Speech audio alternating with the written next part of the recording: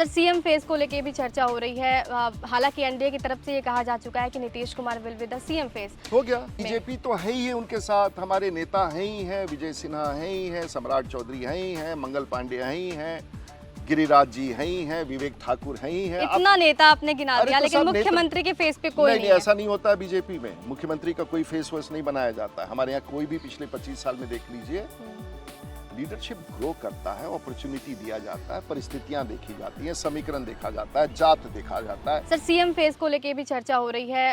हालांकि एनडीए की तरफ से ये कहा जा चुका है कि Nitish Kumar will be the CM phase. हो गया, लेकिन ये भी कहा जा रहा है कि नीतीश कुमार क्या कर पाएंगे पूरा कार्यकाल जो ये तो कल की बात है भाई। अभी नेतृत्व का विश्वास उन्हीं में, बिहार का विश्वास उन्हीं में है, जीविकाओं का विश्वास उन्हीं में, किसानों का विश्वास उन्हीं में, छात्राओं का विश्वास उन्हीं में है, राजीव प्रताप रूडी का विश्वास उन्हीं में है। तो आज के विश्वास को लेकर चलेंगे और अच्छे नेतृत्व देने वाले। तो आपको नहीं लगता कि बीजेपी का भी नेतृत्व होना चाहिए बिहार में? बीजेपी तो है ही है उनके साथ, हमारे नेता हैं ही हैं, विजय सिन्हा हैं ही हैं, सम्राट चौधरी हैं ही हैं, मंगल पांडे हैं ही हैं, गिरिराज जी हैं ही हैं, विवेक ठाकुर हैं ही हैं। इतना नेता आपने गिना दिया, लेकिन मुख्यमंत्री के फेस पे कोई नहीं, ऐसा नहीं होता है बीजेपी में। मुख्यमंत्री का कोई फेस वेस नहीं बनाया जाता है। हमारे यहाँ कोई भी पिछले 25 साल में देख लीजिए, लीडरशिप ग्रो करता है, अपॉर्चुनिटी दिया जाता है, परिस्थितियां देखी जाती हैं, समीकरण देखा जाता है, जात देखा जाता है, हिंदू है या इस जात का है,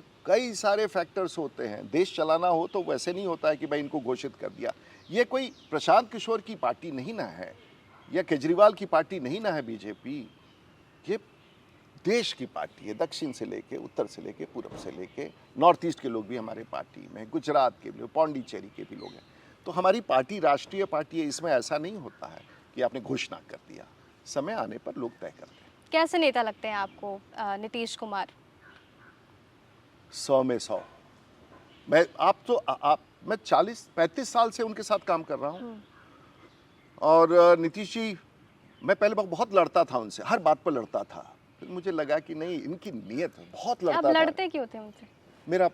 मेरा अपना बचपना था वो सब। मुझे राजनीतिक अनुभव तो क्या, मैं 90 में 27 साल की उम्र में एमएलए हो गया, तो बहुत अपने आप को मैं बहुत कामयाब हो गया, ऐसा थोड़ी ना था। अनुभव ही एक बहुत इंपॉर्टेंट चीज़ है, और अनुभव से ही राजनीति बढ़ता है। और मेरे लंबी यात्रा है। मैंने बिहार में बिहार पीपल्स पार्टी का फाउंडर मेंबर मैं हूँ।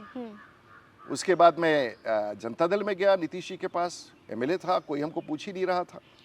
वहाँ मेरा टिकट ही नहीं मिला। बिहार के 300 अनडिवाइडेड बिहार में मुझे 3 एमएलए थे, उसमें मुझे टिकट नहीं दिया। और मुझे क्या पता था, नीतीश जी ने हमको कहा था एक दिन बुला करके कि रूडी जी, आपको टिकट हम लोग दे नहीं पाए। अब्दुल गफूर बिहार के मुख्यमंत्री थे और जॉर्ज साहब राष्ट्रीय, बोले कि हम लोग आपको 3 एमएलए थे, मैं उनमें से एक हो गया था, अनअटैच्ड एमएलए था बिहार का, 95 की बात कर रहा हूँ, नहीं दे पाए। राजनीति ने करवट लिया। मैं वहाँ से चलते हुए बीजेपी में कैलाशपति मिश्रा और राधा मोहन सिंह ने हमको पार्टी ज्वाइन कराया। मैं चलता गया। उसके बाद भैरव सिंह शेखावत हो, अडवाणी जी हो, जसवंत सिंह जी हो, सब ने मुझे अपॉर्चुनिटी दिया। मैं आगे बढ़ता गया, यहाँ तक आया। राजनाथ सिंह जी के कैबिनेट में, कैबिनेट नहीं मतलब मैं, लोग नहीं मुझे सीरियसली लेते हैं, भगवान जाने क्यों, लेकिन ये मैं क्यों कहूँ नहीं लेते हैं, लेकिन मैं उतना अपने आप को हावी, मैं एक बात को बार बार नहीं, कभी आप लोग रिसर्च कीजिएगा, ये बड़ा मजे का बात है। मेरे साथ जब मैं भारतीय जनता पार्टी का, माननीय राजनाथ सिंह जी का बड़ा भरोसा था, जब जनरल सेक्रेटरी पार्टी का बहुत इंपॉर्टेंट होता है, मेरे साथ और 3 लोग जो महामंत्री थे वो कौन कौन थे, कभी रिसर्च कीजिएगा। और फिर, और मैंने कभी इस बात को कहा नहीं है कि मैं इतना सीनियर था और मुझे ऐसे छोड़ा गया। इसीलिए किसी भी पॉलिटिकल आदमी को जो पद पर रह ले, पॉलिटिकल बयान करने से पहले, आरोप लगाने से पहले परहेज करना चाहिए। उसकी रिस्पॉन्सिबिलिटी है as a party MP, as a party general secretary once upon a time, as a party प्रवक्ता, मुझे जिम्मेवारी से चलना होगा। मैं अगर राजपूत समाज को लेके बिहार में चल रहा हूँ तो मैं किसी के खिलाफ बयान नहीं दे रहा हूँ, मैं किसी समाज को छोटा नहीं दिखा रहा हूँ, मैं गरीबों का तिरस्कार नहीं कर रहा हूँ, मैं किसी नेता का अपमान नहीं कर रहा हूँ, अपनी बात रख रहा हूँ। और अपनी बात में कोई तलवार भांजने की बात नहीं कर रहा हूँ, कोई घेराव की बात नहीं कर रहा हूँ, कहीं आंदोलन की बात नहीं कर रहा हूँ, मैं अपनी बात रख रहा हूँ, अपने समाज की बात रख रहा हूँ। हर को अधिकार है, तो मुझे भी ये अधिकार। ठीक है, सारण की बात कर लेते हैं। आप वहाँ से एक बार फिर से चुनाव जीते। 2024 में नीतीश कुमार के साथ आपकी सभा, और उसमें अनाउंस किया गया कि ग्रीनफील्ड एयरपोर्ट बना दिया जाएगा।